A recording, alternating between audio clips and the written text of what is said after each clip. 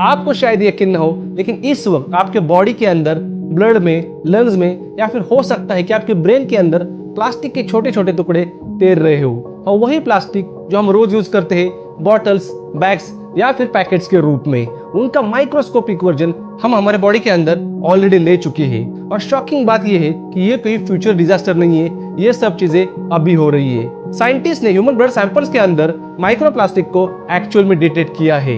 इसका मतलब अब हम प्लास्टिक सिर्फ एनवायरनमेंट में नहीं, हम हमारे बॉडी के अंदर भी कैरी कर रहे हैं। तो आज के वीडियो में हम यही समझेंगे कि माइक्रोप्लास्टिक आते कहां से है, हमारे बॉडी के अंदर कैसे जाते हैं और हमारे बॉडी के साथ क्या करते हैं। तो सबसे पहले समझते हैं कि माइक्रोप्लास्टिक होते क्या है। प्लास्टिक की कोई भी चीज हो, बॉटल्स, बैग्स या फिर पैकेजिंग, वो टाइम के साथ ब्रेक होती रहती है। धूप, फ्रिक्शन या फिर वॉशिंग ये प्लास्टिक को टाइनी पार्टिकल्स में कन्वर्ट कर देते हैं। इनमें से कुछ पार्टिकल्स माइक्रोस्कोपिक भी नहीं, नैनोस्कोपिक होते हैं। आप उन्हें माइक्रोस्कोप से भी मुश्किल से देख पाते हो। दीज आर नैनो प्लास्टिक, जो हमारे सेल्स के अंदर तक घुस सकते हैं। अब सवाल ये है कि इतने छोटे छोटे प्लास्टिक आपके आसपास ज्यादा से ज्यादा कितने होंगे। आप सोच सकते हो उससे कहीं ज्यादा। अगर आपका कपड़ा सिंथेटिक का हो, पॉलिस्टर या फिर नायलॉन का, उसे सिर्फ एक बार वॉश करने पर 6 से 7 लाख माइक्रोप्लास्टिक फाइबर निकलते हैं और वो पानी के थ्रू नदियों में चले जाते हैं। उसके बाद फिशेस या फिर पीने के पानी के थ्रू हमारे फूड चेन में और एंड में हमारे प्लेट में। आपका टूथपेस्ट, फेस वॉश, स्क्रब और कई कॉस्मेटिक प्रोडक्ट में छोटे छोटे माइक्रो बीड्स होते हैं। आप जब ब्रश करते हो, फेस वॉश करते हो, तब ये टाइनी माइक्रो बीड्स ड्रेन के थ्रू एनवायरनमेंट तक पहुंच जाते हैं। और आपके कार के टायर्स, जब आप गाड़ी चला रहे होते हो तब आपके कार के टायर्स रोड से कंटिन्यूसली घिस रहे होते हैं, जिसकी वजह से हर किलोमीटर पर micro rubber and micro plastic हवा में उड़ते रहते हैं, जिनको आप बिना जाने सांस के थ्रू इनहेल कर लेते हो। इसका मतलब माइक्रो प्लास्टिक हर जगह पे मौजूद है। इसके बाद ये समझना जरूरी है ये हमारे बॉडी के अंदर जाते कैसे है। एंट्री पॉइंट्स में लिखती है फूड, वाटर एंड एयर। सबसे पहले फूड को समझते हैं। आज के टाइम में fish, chicken, vegetables, fruits, almost सब में माइक्रोप्लास्टिक पाए गए हैं। आपको लगता होगा कि वेजिटेबल्स तो सेफ है, लेकिन ऐसा नहीं है।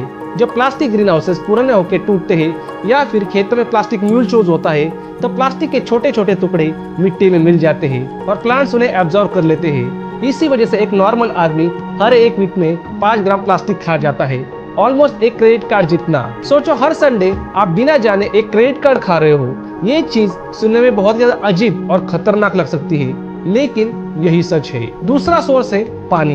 बॉटल वाटर को सब लोग सबसे ज्यादा सेफ मानते हैं, लेकिन बॉटल वाटर ही सबसे ज्यादा कंटामिनेटेड रहता है। बॉटल का plastic heat, light and friction की वजह से टूटता रहता है और पानी में डिजोल्व होता रहता है। स्टडीज के हिसाब से बॉटल वाटर में टैप वाटर से 100 टाइम्स ज्यादा माइक्रोप्लास्टिक होते हैं। तो जितना ज्यादा आप बॉटल वाटर को यूज करोगे, उतना ज्यादा माइक्रोप्लास्टिक आपके बॉडी में चला जाएगा। तीसरा सोर्स है हवा, जो कि सबसे ज्यादा सरप्राइजिंग है। दिल्ली, मुंबई और बेंगलुरु जैसे पॉल्यूटेड सिटी में एयर सैंपल्स के अंदर माइक्रोप्लास्टिक फाइबर पाए जाते हैं। कपड़ों का लीन, टायर का डस्ट और पैकेजिंग के छोटे छोटे टुकड़े हवा में उड़ते रहते हैं, और ये टुकड़े हम जब सांस लेते हैं तब हमारे लंग्स तक पहुंच जाते हैं और वहां से वो ब्लड वेसल्स में एंटर होते हैं। अब जब ये बॉडी के अंदर चले जाते हैं तो करते क्या है? सबसे पहले ये इन्फ्लेमेशन जनरेट करते हैं। Human body in plastic particles को एक एनिमी की तरह देखता है और फाइट मोड ऑन कर देता है। बट प्रॉब्लम ये है कि ये एनिमी कभी खत्म ही नहीं होता, जिसकी वजह से ह्यूमन बॉडी कंटिन्यूस इन्फ्लेमेशन में रहती है। Chronic inflammation heart disease, diabetes and cancer जैसे लॉन्ग टर्म डिजीज का सबसे मेजर रीजन होता है। दूसरा प्रॉब्लम है केमिकल्स का। प्लास्टिक्स में BPA और थालेट्स जैसे केमिकल रहते हैं, जो कि हमारे हार्मोन्स को डिस्टर्ब करते हैं और एंडोक्राइन सिस्टम को अफेक्ट करते हैं। इसका impact fertility problems, sperm count कम होना, thyroid imbalance, mood changes and in some cases cancer भी हो सकता है। रिसर्चर्स ने प्रेग्नेंट वुमन के प्लेसेंटा में भी माइक्रोप्लास्टिक डिटेक्ट किए हैं, जो कि बहुत ही ज्यादा अलार्मिंग है। तीसरा इम्पैक्ट ब्लड वेसल पे होता है। कुछ पार्टिकल्स जैग्ड मतलब शार्प एज होते हैं, जो कि ब्लड वेसल के लाइनिंग को इरिटेट करते रहते हैं। रिसेंट स्टडीज ये दिखाती है कि यह ब्लड को थिक एंड स्टिकी बना देता है, जिसकी वजह से ब्लड क्लॉट होने की रिस्क सिग्निफिकेंटली बढ़ जाती है एंड इन फ्यूचर स्ट्रोक या फिर हार्ट अटैक होने का रिस्क इंक्रीज हो जाता है।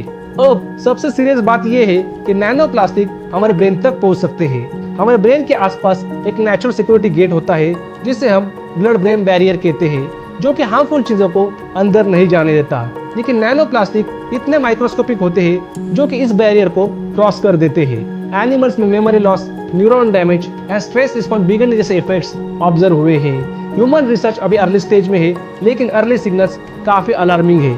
अब सवाल ये है कि जब यह प्रॉब्लम इतना बड़ा है, तब गवर्नमेंट और कंपनीज इसको इतना सीरियसली क्यों नहीं लेती? इसका आंसर काफी सिंपल है। प्लास्टिक सस्ता है, ड्यूरेबल है एंड प्रॉफिटेबल है। पैकेजिंग का सबसे चीपेस्ट ऑप्शन प्लास्टिक ही है, और जब तक पब्लिक प्रेशर नहीं डालेगी, तब तक कोई भी इसका ऑल्टरनेटिव ऑप्शन अडॉप्ट नहीं करेगा। ऑयल कंपनीज भी प्लास्टिक की प्रोडक्शन को पुश कर रहे हैं, क्योंकि प्लास्टिक बनता ही पेट्रोलियम से है। इसका मतलब चाहे पूरी दुनिया पोल्यूशन से बचने की कोशिश कर रहे हो, लेकिन कॉर्पोरेट्स प्लास्टिक के थ्रू नया साइकिल क्रिएट कर रही है। आप सोच रहे होंगे कि मैं क्या कर सकता हूँ। कंप्लीटली अवॉइड करना मुश्किल है, लेकिन एक्सपोजर कम किया जा सकता है। प्लास्टिक बोतल अवॉइड करो, ग्लास स्टील बोतल यूज करो।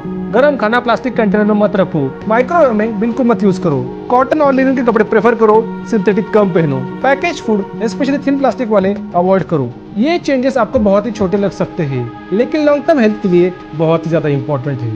तो आई थिंक आज के लिए इतना ही। अगर मैंने कुछ मिस किया होगा तो प्लीज कमेंट सेक्शन में बताइए। वीडियो अच्छा लगा तो please subscribe to my channel. मिलते हैं अगले वीडियो में, तब तक के लिए जय हिंद।